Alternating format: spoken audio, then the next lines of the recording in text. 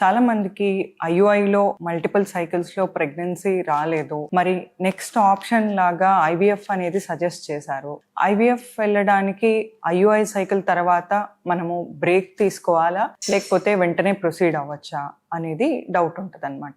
IUI తర్వాత ఎప్పుడైతే IVF suggest చేస్తారో మనము ఐవీఎఫ్ అనేది ఇమీడియట్ సైకిల్లో కూడా ప్రొసీడ్ అవ్వడానికి స్కోప్ ఉంటుందండి. బట్ స్కాన్ చేసుకుని మనము స్కానింగ్ లో అంతా ఫేవరబుల్ గా ఉంది ఐవీఎఫ్ ప్రొసీజర్ స్టార్ట్ చేసుకోవడానికి అన్నప్పుడు మనం ప్రొసీజర్ స్టార్ట్ చేయడం అనేది జరుగుతుంది అనమాట. సో దీనివల్ల మరి సక్సెస్ రేట్ ఏమన్నా ఎఫెక్ట్ అవుతుందా ఐయుఐ తర్వాత ఇమీడియట్ సైకిల్లో ఐవీఎఫ్ వెళ్ళినట్లయితే అంటే అలా ఏమి ఉండదండి. సో మనకు ఫ్రెష్ బ్యాచ్ ఆఫ్ ఫాలికల్స్ అనేవి కంటిన్యూస్ గా రిక్రూట్మెంట్ అవుతూ ఉంటది కాబట్టి సో ఐవీఎఫ్ సక్సెస్ అనేది ఐయుఐ ఇమీడియట్ సైకిల్లో వెళ్ళినా కూడా ఎఫెక్ట్ అవ్వదన్నమాట. Thank you. Complete urine examination అంటే యూరిన్ యొక్క కంప్లీట్ ఎగ్జామినేషన్ చేయడం. సో అవి 3 పారామీటర్స్ కింద డివైడ్ చేస్తాం. ఒకటి ఫిజికల్ ఎగ్జామినేషన్. ఫిజికల్ ఎగ్జామినేషన్ అంటే ఇందులో యూరిన్ ఏ రంగులో ఉంది, ఎలా ఉంది, ట్రాన్స్పరెంట్ గా ఉందా, టర్బిడ్ గా ఉందా, అండ్ అందులో దాని స్పెసిఫిక్ గ్రావిటీ ఎలా ఉంది. సో ఈ 3 చెక్ చేయడానికి physical colour of urine. So దీన్ని ఫిజికల్ ఎగ్జామినేషన్ అంటాం.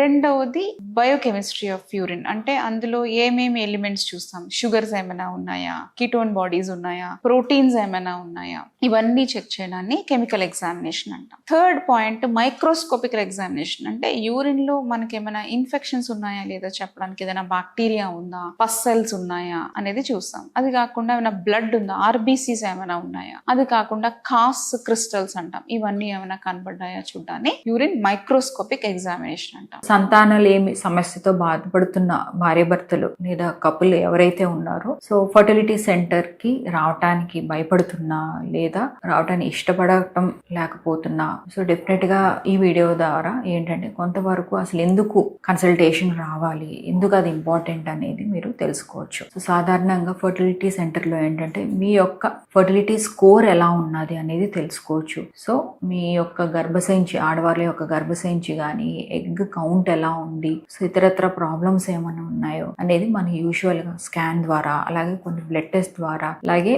వైద్యుల యొక్క పర్యవేక్షణ ద్వారా ఏంటంటే మీరు ఎంత ఎర్లీగా ప్రెగ్నెన్సీ ప్లాన్ చేసుకోవాలనేది మీకు ఒక అవగాహన అనేది క్రియేట్ చేయడం అవుతుంది.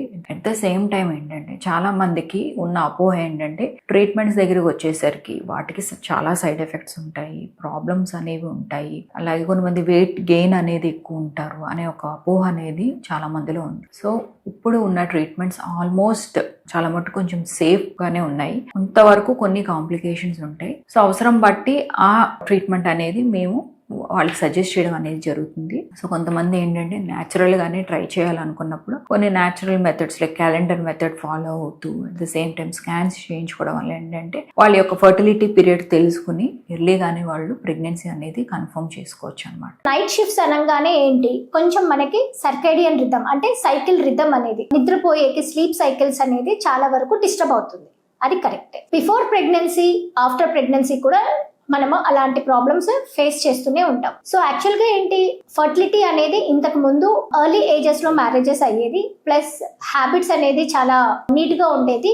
ఇంకోటి ఏంటి అంటే మనకి ఉన్న environmental pollution, food pollution, water pollution ఇవన్నీ చూసుకుంటే కూడా ఒక 20 years బిఫోర్ నైట్ షిఫ్ట్స్ ఉన్నా కానీ చాలా మంది డాక్టర్స్ అయినా వేరే ఎక్కడైనా వర్క్ చేసినా కొన్ని నైట్ షిఫ్ట్స్ చేసినా కానీ వాళ్ళకి ఫర్టిలిటీ రేట్ చాలా బాగా ఉండేది. ఈవెన్ దెన్ చాలా మంది డాక్టర్స్ ప్రెగ్నెన్సీ వచ్చాక కూడా నైట్ షిఫ్ట్స్ చేసినాక హ్యాపీగా నార్మల్ గా డెలివరీ అయిన వాళ్ళు చాలా మంది ఉన్నారన్నమాట. కానీ ఇప్పుడున్న జనరేషన్ కి ఎందుకు మనం ఇంత ప్రాబ్లం ఫేస్ చేస్తున్నాం అనే దానికి చూస్తే మన చుట్టుపక్కల ఉన్న ఎన్విరాన్మెంటల్ పొల్యూషన్ ఎంతగా మనల్ని ఎఫెక్ట్ చేస్తుందో, మనం తీసుకున్న ఫుడ్, ఇంకా స్లీప్, తర్వాత వాటర్, ఇవన్నీ కూడాను మనల్ని చాలా వరకు డిస్టర్బ్ చేస్తున్నాయి. సో ఆల్రెడీ ఏంటి అంటే మనకి మ్యారేజెస్ కూడా లేట్ గా అయ్యే ఛాన్సెస్ ఉంది. బోత్ సైడ్ అంటే వైఫ్ కి హస్బెండ్ కి ఇద్దరుగాను కొంచెం లేట్ ఏజెస్ లో మ్యారేజ్ అవ్వడం, లేకపోతే ప్రెగ్నెన్సీ రాకపోతే ఎక్కువ టెన్షన్ పడిపోవడము, ఇన్ఫెక్షన్ రేట్ ఎక్కువ ఉండడం వల్ల దీని వల్ల చాలా వరకు ఎఫెక్ట్ చూపిస్తుంది. ఐయుఐ చేయించుకున్నాము ఫెయిల్ అయింది, ఐవీఎఫ్ చేయించుకున్నాము ఫెయిల్ అయింది. ఇది చాలా మంది ఐవీఎఫ్ సెంటర్స్ లో కానీ ఐయుఐ చేయించుకున్నా కానీ ఫేస్ చేసే ప్రాబ్లం.